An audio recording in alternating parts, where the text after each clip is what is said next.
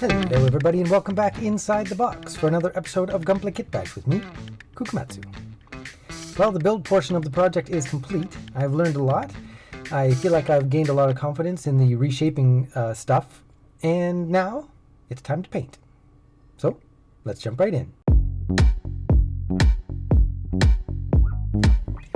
Okay, let's get started with some color mixing. These are the colors that I need to make for the kit. I'm going to stick pretty close to the main scheme, but I'm going to definitely darken down the orange and the red.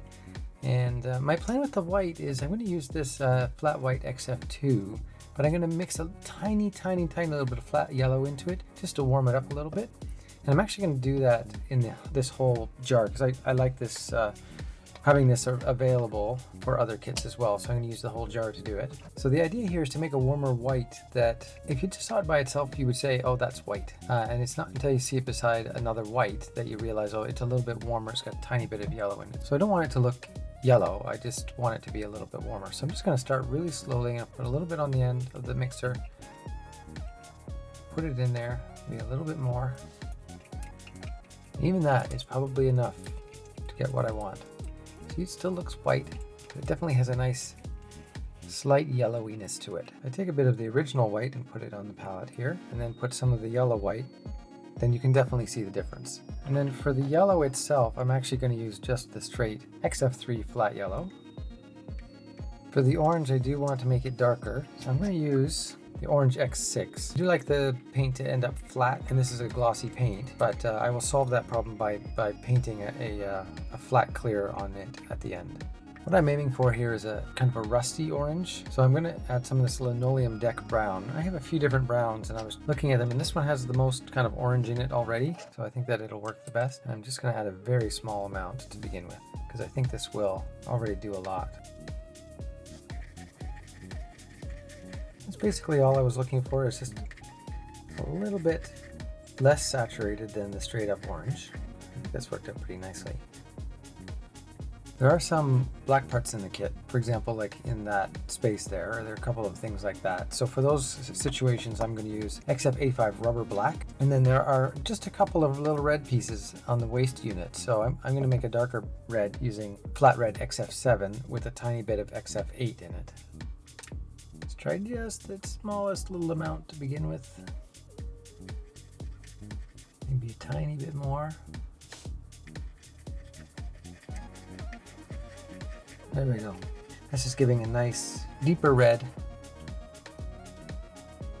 I think that looks pretty good. So now I'll go ahead and mix up larger batches of all of those colors, and then we can get straight to airbrushing. I'm going to be using this, my Iwata Revolution CR. Wonderful airbrush. I haven't used any other airbrushes, as I think I've mentioned before, so I can't really give you a good point of comparison, but I can tell you this is a great airbrush. I've really enjoyed using it. As a primer, I'm going to use Tamiya XF69 NATO Black. Works very well as a primer. I like doing a dark primer, and because it's an acrylic lacquer, it will etch the surface and give a good bond. A lot of people ask me about thinning ratios with Tamiya paints. And once again, I have only ever used Tamiya paints. I can't tell you how to mix and thin other kinds of paints, but I can at least give you my experience on Tamiya paints. I use this Tamiya acrylic paint X20A thinner. I don't know if you could hear those birds a minute ago, but there were a bunch of seagulls chasing a bald eagle outside my window, so sorry about that. So what I'm going to try and do here is actually give a demonstration of what I'm looking for in terms of the thinness of the paint. The ratio is approximately 10:1, and the PSI on the compressor is 20. But it's a little bit different between different colors, like white and white is a little bit different. The NATO black is a little bit different. So if I can show you what I'm looking for, maybe that'll be helpful in terms of finding the right mixing ratio for yourself. So I have a little test piece to spray on here. This is just an extra part I have lying around. And what I'm going to do is I'm going to start with straight paint and see what kind of result we get. So this is just the straight paint without any thinner in it.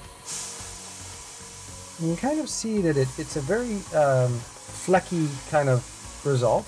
Get these kind of tiny little chunks of paint around it. So now I'm going to add a little bit of the thinner. Normally I would mix the thinner in the pot itself, but in this case, just for demonstration purposes, I'm going to mix it in the airbrush. And now you can see it's an improvement. I'm even going to put a little bit more in there. There we go. We're getting a nicer result now. You still get a little bit of overspray there, but you can see that the flecks are much smaller now. Now I'm going to add too much. Now when I spray it on, you'll see it's just way too wet, and you start getting these kind of blotchy areas, and if you spray it even more, you start getting these kind of spider leg lines. So that's basically what I'm looking for when I'm thinning. I'm looking for this result in around here. Most of the colors are fairly easy to do. What I often do actually to start is on a regular color other than white. If it's a new bottle like this, I will just fill it up to the first little bump with the X20, and that's usually a pretty good mixture. But even then, as paints get older, they thicken up a little bit, and you might have to add more in. So it's good to know and test what you're looking for, so that you can achieve it each time before you start spraying it on your kit. Hope that helps. Okay, here we go. I'm going to start with the parts that are going to end up white, and I'm going to prime them all, starting with the XF69. I'm going to do really light coats. The Tamiya paint dries really fast, like almost as soon as it hits the part, it's dry. So nice thin coats is the best way to do it, so you don't get any weird texture on there. So that's the result I'm looking for the first pass. Okay, the next step is going to be a highlight pass, and I'm just using the regular white. This isn't the white with the yellow in it for this stage, because I'm going to do this for every color, including the white parts. Basically what I want to do is just sort of in the central parts of the panels, put in a little bit of white, and this will, when I do the next pass, it'll allow a little bit of that shadowiness to show through. Okay, before I go ahead and do the final white coat, I do have a few parts that have this spot that is meant to be black in the end, so I'm just going to go ahead and do that now, and then I'll mask it before I do the white. And this is where I'm using that rubber black. Well, if you've been watching the channel for a while, you know that I don't really do a lot of masking.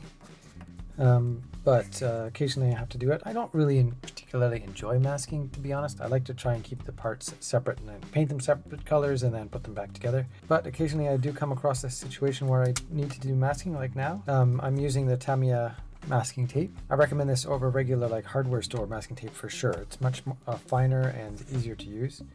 Okay, now that I have that all sorted out, it's time to do the final color, and I have the white with the yellow in it in the airbrush, and I'm just going to do the same thing, light coats. I want some of that blackness to show through, so lighter coats is going to help me achieve that.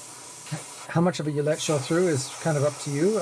I personally like a very subtle effect. Some people like to see more of that shadow pass shading there. Well, I don't really like doing the masking, but I sure do like removing the masking. It's extremely satisfying.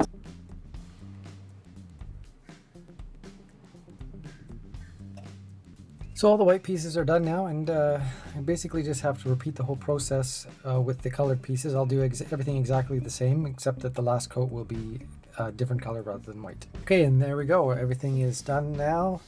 A few parts still need some hand-painted metal areas, and the orange is definitely more shiny than I want it to be, but the flat top coat will solve that problem at the end. It's kind of funny how all that work and it kind of amounts to a very small selection of parts, but I do love seeing it this way before it all comes together.